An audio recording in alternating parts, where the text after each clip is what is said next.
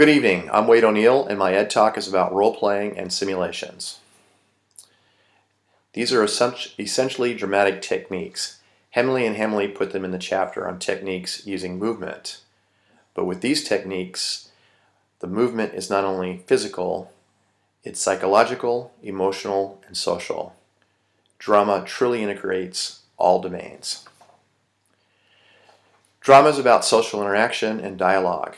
So these techniques are most easily associated with language arts and social studies. But I'm here to tell you it's not true. I use it all the time at the university. I use it in humanities classes. I've used it in a lot of different ways and places. And I've used it in kitchens, for many, many years. But I'll also provide some specific examples of how they might use in other curriculum areas.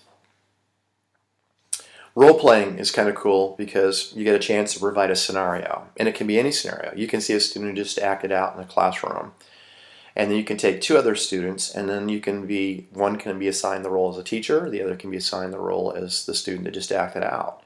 And we can play that out for the kids, so you can not only see what you just did, you can actually get some feedback from your peers on what you think might be a better way to address these issues.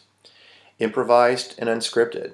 There's a lot of flexibility. You can go either direction. In essence, drama is rehearsal and practice of social skills, taking perspectives, developing empathy.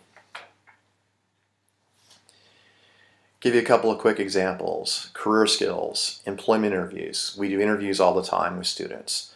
I like asking the question, what is your worst personality trait or social skill? Students have a habit of labeling themselves. Employees that are competing for a job or interviewing a job have a habit of labeling themselves. But a lot of employers, when you hear specific labels, are triggers not to hire that person.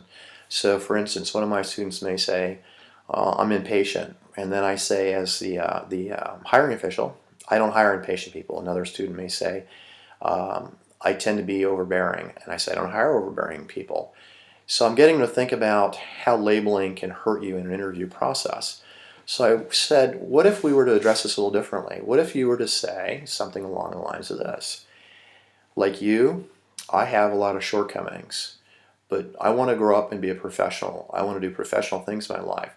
So to focus on any one shortcoming is not doing me any justice.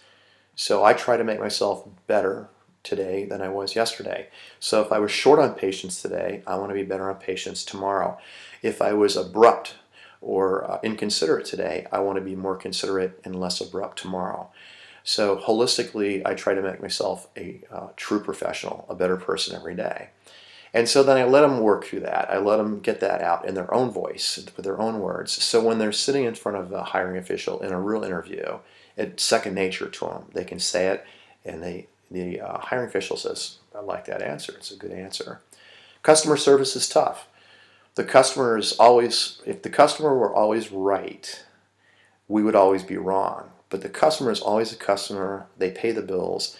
So we have to find ways to treat them that way, to accommodate them in ways that we can do it correctly without saying no or without saying, well, this is silly. We can't do this for you. So we do role playing. I let somebody be a customer. I let somebody be a manager and deal with an unreasonable situation so they get a chance to practice that. Playing through the rules, procedures, behavioral challenges.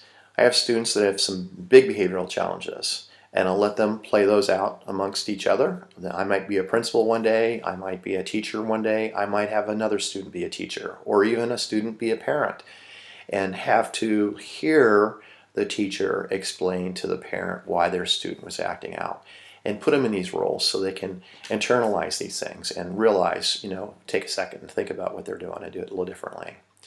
The teacher can play director. You can change the scenario. You can add conflict or remove it. There's hundreds of ways to do it. Simulations are real-world scenarios acted out in a small or risk-free scale. And specifically, I mean, you can make a mistake in a simulation and not get fired, not get docked pay, not have your reputation ruined or destroyed. Pilots use it in flight simulators all the time where they practice emergencies, different situations. First responders use it in medical situations, first aid, training dummies, those kind of things. I use it in the kitchen in a lot of ways. One way that you've probably seen on TV is Chopped, where I actually give my students random ingredients, where they have to apply a variety of methods and techniques to produce a meal that's desirable and considered marketable.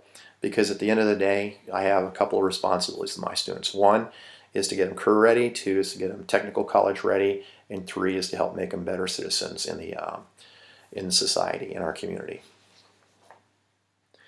In closing, all teachers play a lot of roles. Teachers create simulations for students. They role play for students. I mean, let's face it, when we're on stage talking to our students, we're role playing, right? We're trying to get them engaged, you know. We can't let our bad day that we might have had at home, you know, come to class with us. So you put on a smile. You greet every student at the front door before they walk in your classroom. You bring them in. So a couple of questions I'd like to ask you. Questions I need you to consider for us. How can you incorporate drama into your classroom and into your specific subject area? What special cues and procedures can you use to help make drama work? And I'd challenge you with this one last thought. I believe that role-playing, if it's done right, transcends all academic disciplines. It can be used from algebra to English to history to science to culinary. If it's thought through correctly and applied correctly, it transcends all disciplines. So I'd like to hear your thoughts on that as well. Thank you very much. Have a good night.